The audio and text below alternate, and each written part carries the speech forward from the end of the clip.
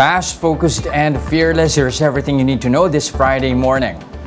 The Education Department says it would need over 228 million pesos to rehabilitate public schools damaged by Wednesday's quake. The agency's Disaster Risk Reduction and Management Services reported infrastructure damage in 35 schools across Luzon. But DepEd clarifies the 228 million figure is just the initial cost for cleanup drives and temporary learning spaces. The department is still assessing the total extent and cost of the damage. Meanwhile, the National Historical Commission vowed to renovate the heritage sites damaged by the quake. NHCP Chairman Rene Escalante says their biggest challenge would be the restoration of privately owned structures such as the Calle Crisologo in Vigat.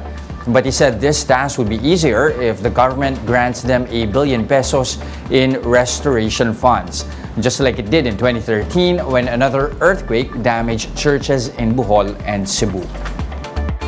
Definitely, we cannot fund all the restorations of this. If we will be given the same amount, we will be having a significant contribution to the restoration of the place. I think with that, Vigan will be back on its feet. The restoration of these damaged structures will be faster compared to the ones in Bohol and Cebu. In other news, Finance Chief Ben Jokno has ordered the BIR and the Customs Bureau to fast-track their modernization efforts.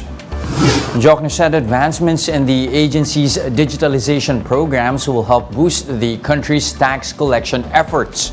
The BIR and the BOC began implementing digital programs at the start of the pandemic in 2020. Jokno says these digital programs sustain tax efforts despite the lockdowns, and boosting these efforts are deemed critical as the government looks to boost its revenue through tax collection. And here are other headlines we're watching this morning. The Health Department warns that COVID cases in the country are still on the rise. The agency recorded over 3,047 daily cases this week, 32% higher compared to last week. North Korean leader Kim Jong-un warned that he's ready to use nuclear weapons amid tensions with South Korea and the United States. South Korea expressed deep regret over Kim's threat, but said it is prepared to cope with any provocation by its neighboring country. And EJ Obiena is now the world number 3 in men's pole vault. Obiena rose 3 places from being 6th in the world after winning bronze at the World Athletics Championships in Oregon this week.